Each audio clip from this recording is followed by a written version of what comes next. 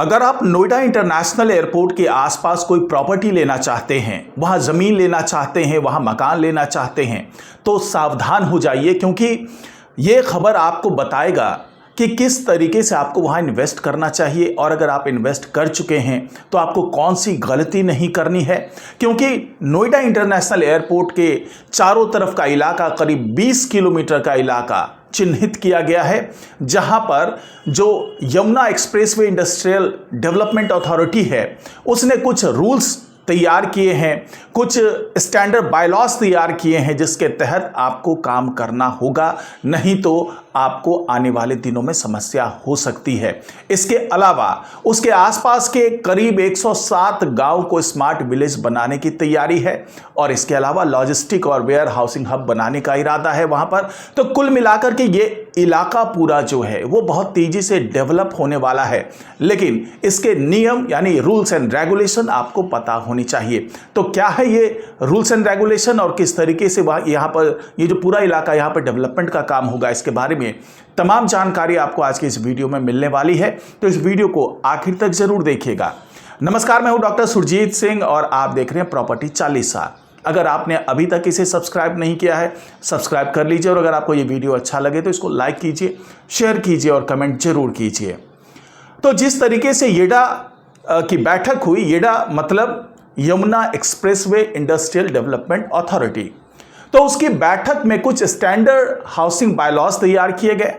उसके तहत ये फरमान जारी कर दिया गया कि इंटरनेशनल एयरपोर्ट के आसपास का जो पूरा 20 किलोमीटर का इलाका है, यहां पर आपको नक्शा पास करवाना पड़ेगा और उस नक्शा पे जब तक येडा का एनओसी नहीं आ जाता तब तक आप वहां पर कोई भी निर्माण कार्य नहीं कर सकते।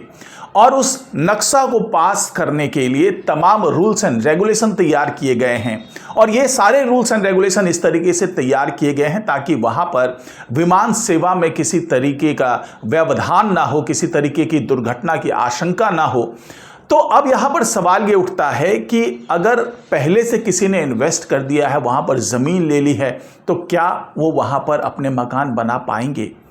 तो वहां पर मकान बना तो पाएंगे, लेकिन उसके लिए आपको येडा की एनओसी चाहिए होगी। हो सकता है कि कुछ इलाके ऐसे हो जो चिन्हित कर लिए गए हों कि वहां पर किसी भी तरीके का मकान नहीं बन सकता, और हो सकता है कि कुछ इलाके ऐसे हो जहां पर यह तय किया गया है कि यहां पर लो राइज बन सकते हैं, हाई राइज नहीं बन सकते।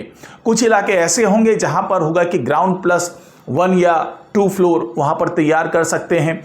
तो अलग अलग इलाकों के लिए अलग अलग तरीके के वो तमाम नियम बनाए गए हैं, उसके तहत ही आप निर्माण कार्य कर सकते हैं।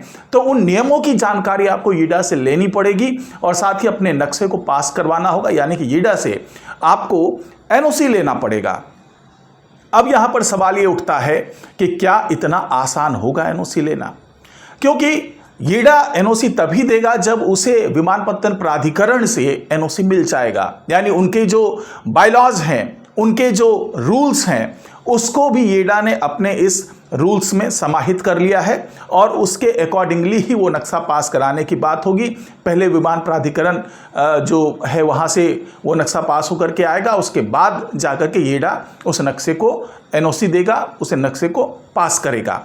इसके अलावा येडा ने कुछ और भी बड़े बड़े फैसले लिए हैं अपनी बैठक में। उन फैसलों में एक जो बहुत इंपॉर्टेंट फैसला है वो है लॉजिस्टिक और वेयर हाउसिंग हब बनाने का।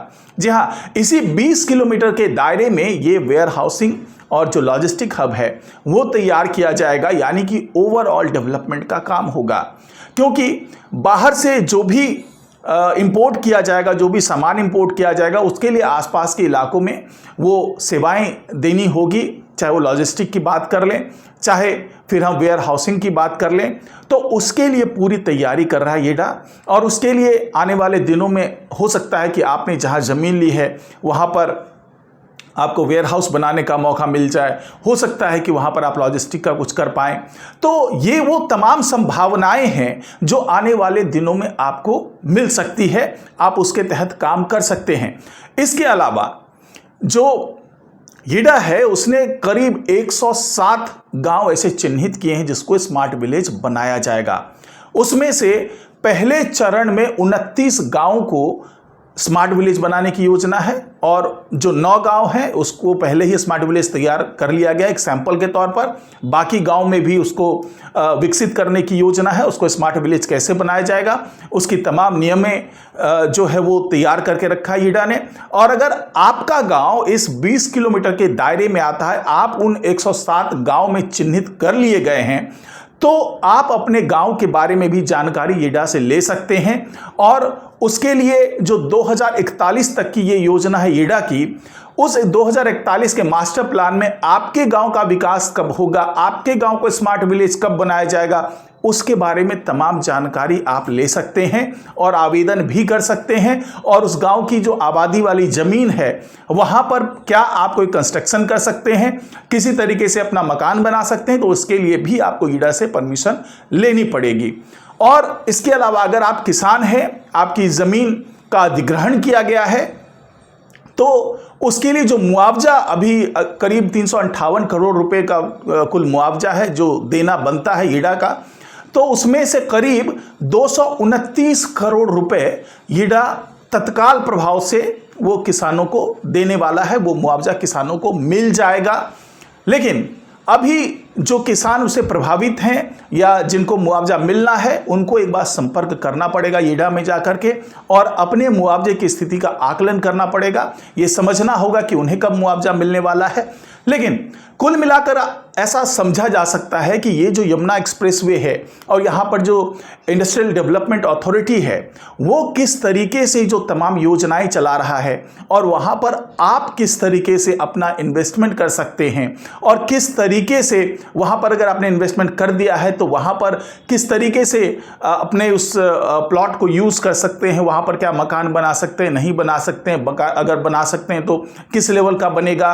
तो ये तमाम वो जानकारी है जो आपको ईडा से ले लेनी होगी।